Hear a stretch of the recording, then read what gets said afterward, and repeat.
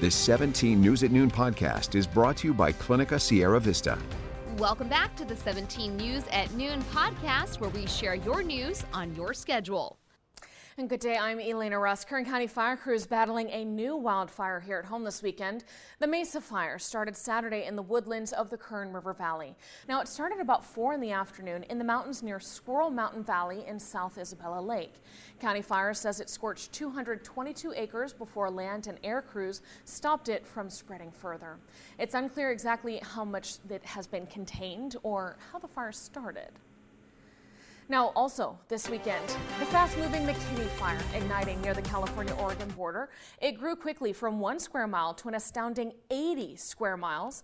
The fire has now destroyed more than 55,000 acres in the Klamath National Forest, making it California's largest wildfire this year by far.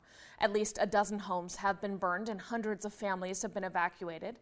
It is still 0% contained, but this morning crews report the area saw rainfall overnight, keeping the fire growth minimal. But with more thunderstorms in the forecast today, crews are concerned about lightning strikes over dry fuels there. Governor Gavin Newsom has declared a state of emergency. And we are still monitoring the Oak Fire burning east of Yosemite National Park. Since it started last Friday, this wildfire has claimed more than 19,000 acres of drought-parched timberland. 190 structures have been destroyed and hundreds more stand in harm's way. Now, this one has a reported injury, and due to the hard work of hundreds of firefighters, at least containment at this hour is now up to 72%.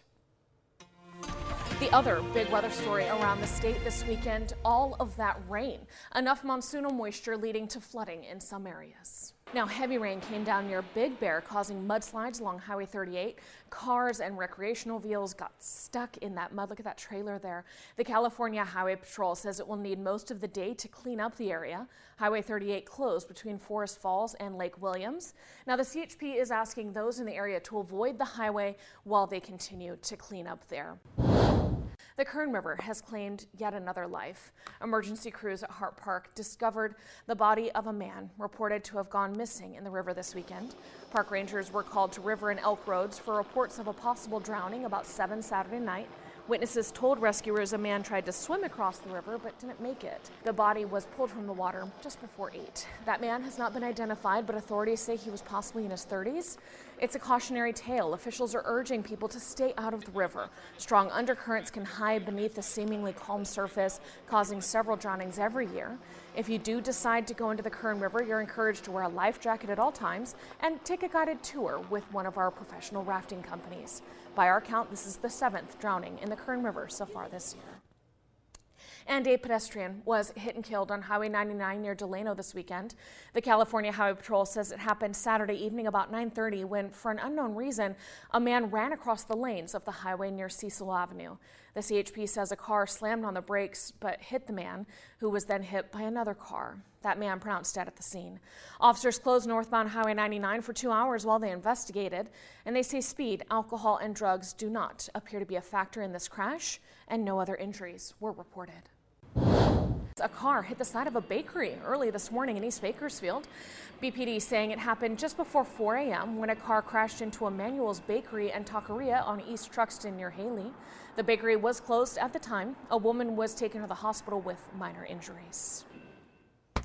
And now let's get to your 17 Crime Watch. A man in custody facing several felony charges after reportedly breaking into someone's home in southwest Bakersfield. Police were called to Boca del Rio Drive near Brogan Avenue, just south of Stockdale Highway at about 9:45 yesterday morning for reports of a man forcing his way into the caller's home. When they got there, deputies found 31-year-old Philip Forte barricading himself inside. Officers told him to come out of the home, but he instead led them into a standoff. Forte eventually arrested, and no injuries were reported. He was booked into Kern County Jail facing felony charges for burglary and vandalism. Plus, he had an outstanding warrant for felony vandalism. He is being held on $115,000 bail and is due in court this week. Speaking of court, let's get into your court watch because we are learning disturbing new details about the case of a 3-month-old Tehachapi baby who died in December of 2020. Newly released sheriff's report shows Sabrina Martinez claimed she had her 3-month-old with her when 3 men attacked her outside of a liquor store. She said she drove home and left the baby with her boyfriend, Mr. Bailey, while she went to the hospital. While there, she got a call from Bailey that the baby had stopped breathing. The child taken to the hospital and pronounced dead, with an autopsy finding bruising on his forehead and bleeding on the brain. Detectives determined Martinez, the mother, was lying, and they collected evidence, including ring videos that captured multiple incidents where Bailey assaulted 3 young children in the home. Investigators say the videos show Martinez sometimes laughing when Bailey assaulted the children. Murder and child cruelty charges were filed against the couple, and they were arrested last month. They are being held without bail and are due back in court next week. Hello, this is Tim Callahan with Clinica Sierra Vista, and we're excited to unveil the Community Health Center of the Future, our comprehensive care center. It's located right across the street from Memorial Hospital. We have every service under one roof, from family medicine, OBGYN care, dental services for adults and children, behavioral health, and much more. So find your way to better care at Clinica Sierra Vista this year at our comprehensive care center. Visit our website, clinicasierravista.org, for the latest on this project. We'll see you soon. Let's get to some lighter news now. And happening around town this weekend, a big giveaway for local families, bringing some big smiles and some relief as kids get ready to begin a brand new school year. Dignity Health, Mercy, and Memorial Hospitals teamed up to host this back-to-school giveaway, which included giving out about 600 backpacks, that is, with school supplies stuffed inside for local kids. Our friends at Telemundo donated more than 250 of those backpacks, and they were there helping to hand them out to kids in our community. Cap K, United Way, and Bakersfield City Serve were also there giving out water, food, and other essentials to the families. I think it's super important. You know, it's great that, after the midst of this COVID and all the pandemic things that happened, that people are able to come out here and come together and see the resources that we have in the community, and that, when we all work together, we can make a big difference. It's just amazing. Now, if you would like to help bring more smiles like this, beginning today, KGET is teaming up with the Open Door Network, formerly known as the Bakersfield Homeless Center, to send kids back to school with all the supplies they need. We're just asking you to bring basic supplies like backpacks, notebooks, pens, pencils, anything for kids and teens. From now through August 12th, you can drop off your donations at our station here at 22nd and L Streets, right downtown. Now to weather headlines around the nation, as at least 30 people have now died since devastating rainfall flooded parts of eastern Kentucky, and that's according to Governor Andy Beshear. 4 children are believed among the dead, and today the governor said hundreds may still be unaccounted for. But for now, they're not sure how many people are missing because dozens of bridges were destroyed, making some areas extremely difficult to access. There are hundreds of unaccounted for people minimum, and we just don't have a firm grasp on that. I wish we did. There are a lot of reasons why it's nearly impossible, but I want to make sure that we're not giving either false hope or faulty information.